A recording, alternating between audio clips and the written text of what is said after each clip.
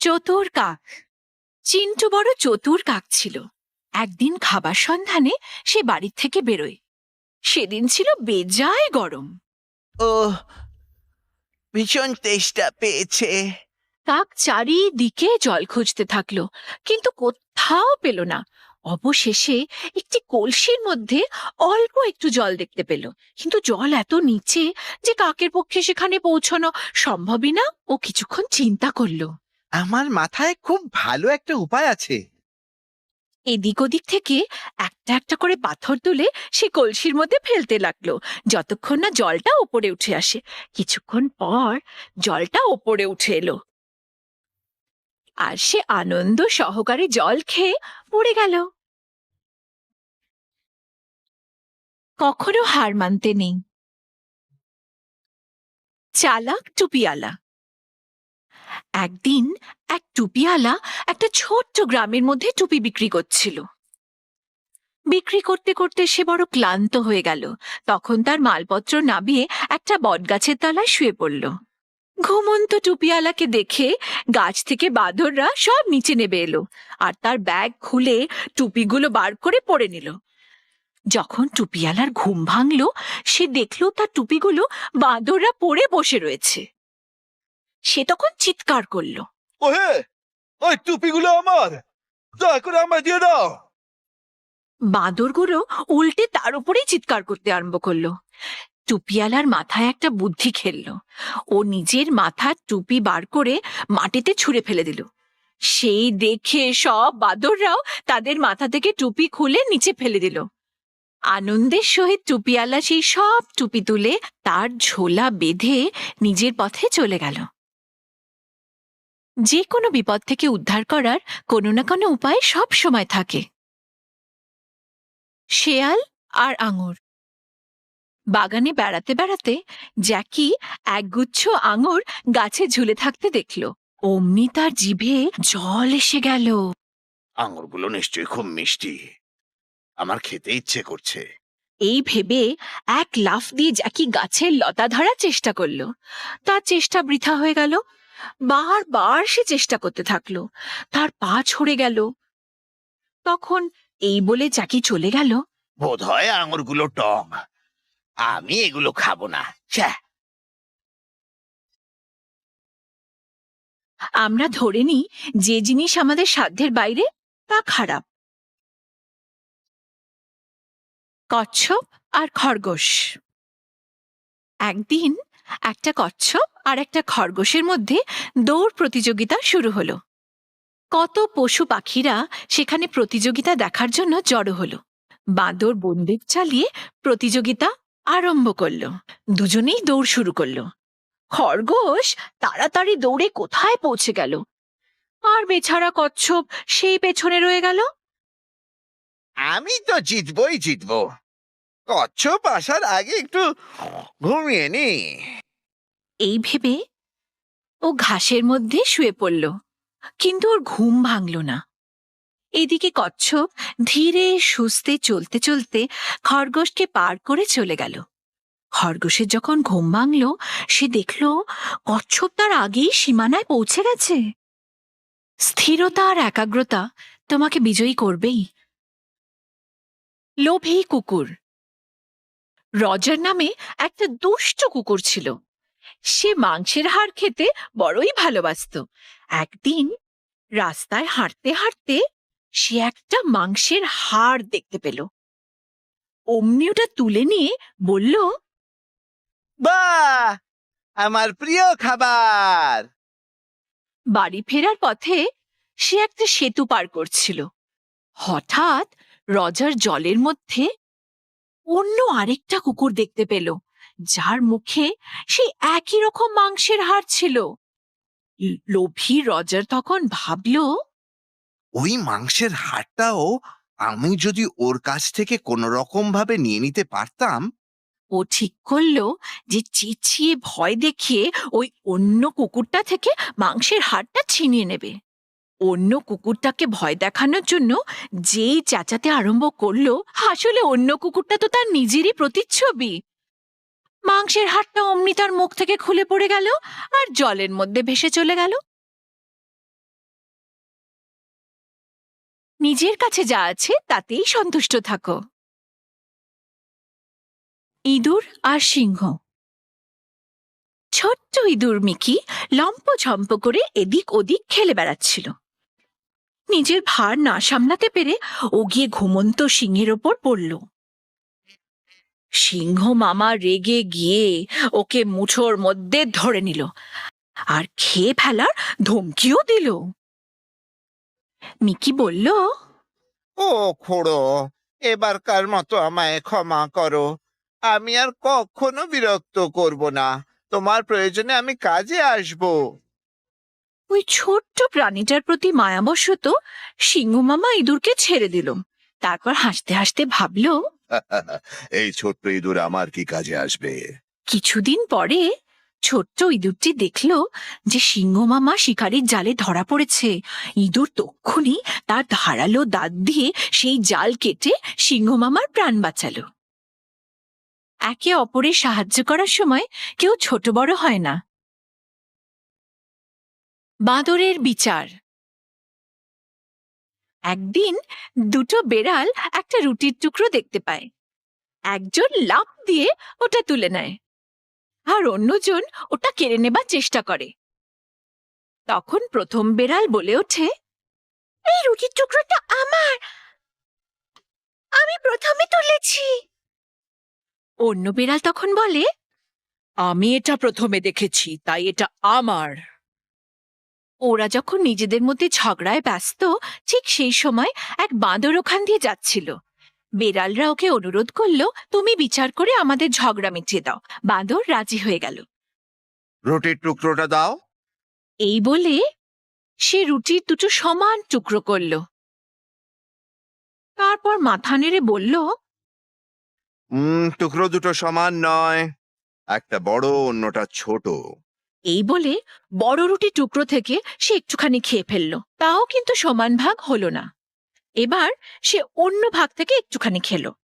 এইভাবে খেতে খেতে দুটো ছোট্ট টুকরো বেঁচে রইল। তখন সে বলল, এই ছোট্ট টুকরো কিভাবে তোমাদের মধ্যে ভাগ করি?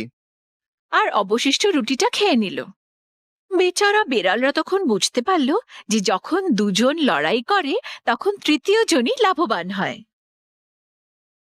দুজনের ঝগড়া, তৃতীয় জনের লাভ। কাক ও শেয়াল। এক ক্ষুধার্ত খ্যাঁক শিয়াল খাবারের সন্ধানে এখানে ওখানে ঘুরে বেড়াচ্ছিল। একটা কাক রুটির টুকরো মুখে করে গাছের ডালে বসেছিল। শিয়াল বাবাজি ওই রুটির টুকরোটা যেভাবে হোক খেতে চাইছিল। মাথায় একটা বুদ্ধি খেলল। সে তখন কাককে দেখে বলল, ওহে কাক, তুমি দেখতে খুব সুন্দর। আমাকে কি একটা গান শোনাবে? আমি জানি তোমার গলা খুব মিষ্টি। কাক বেজায় খুশি আর তক্ষুনি গান গাইতে শুরু করলো।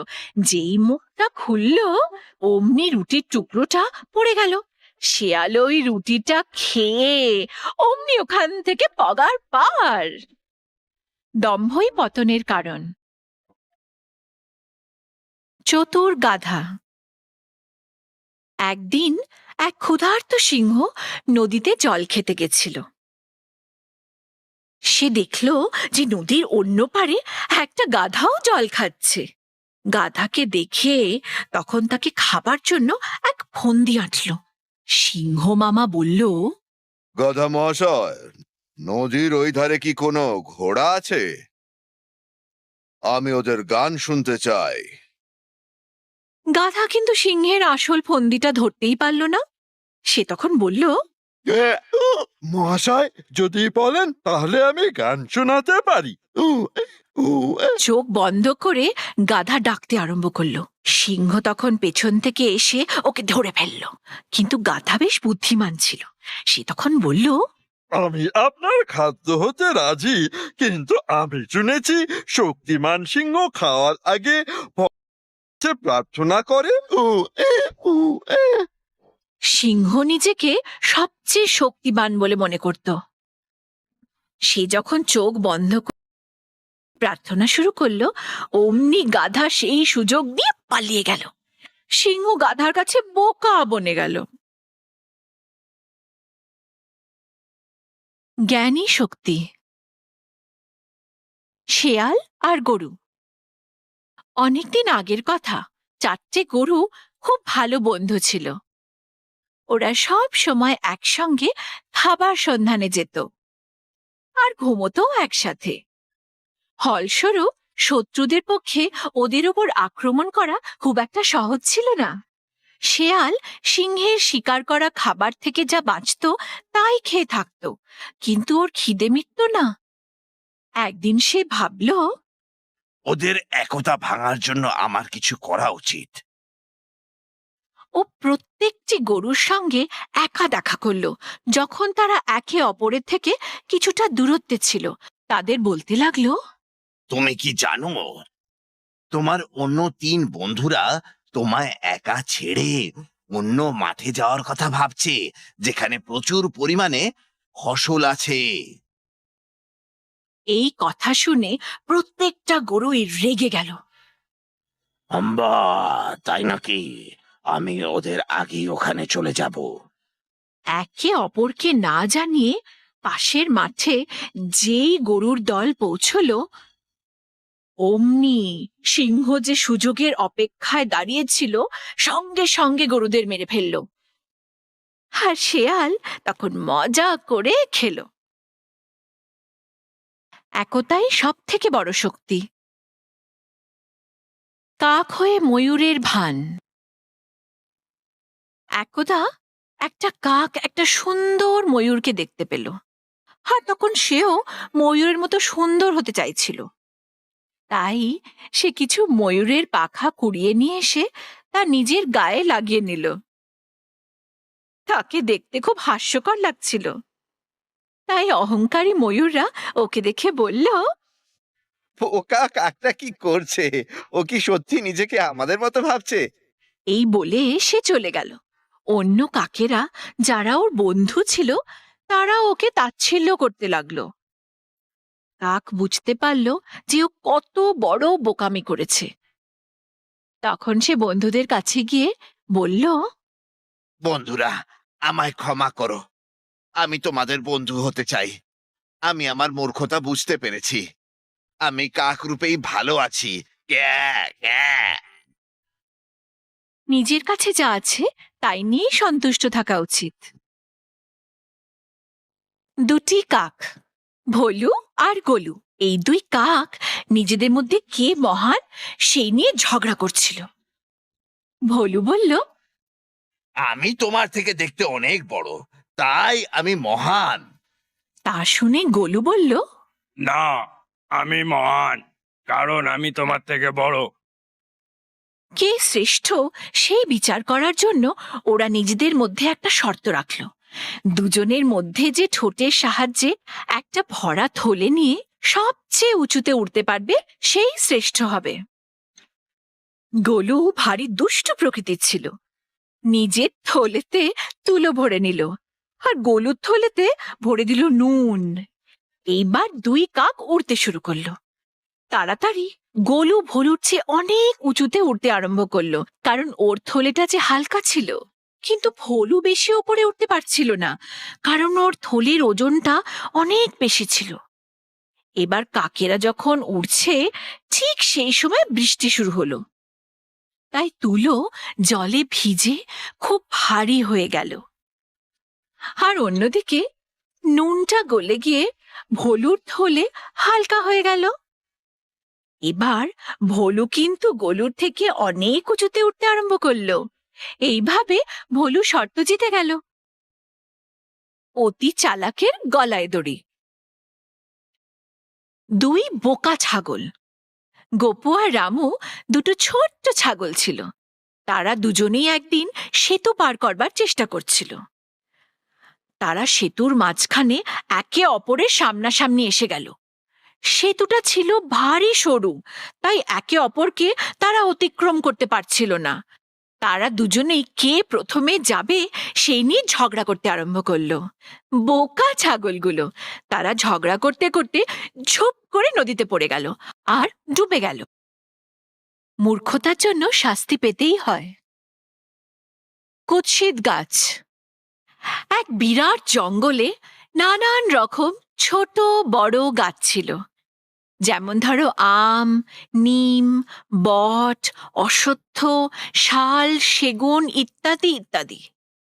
ওদের মধ্যে একটি গাছ ছিল যার ডালগুলো ছিল আঁকাবাঁকা।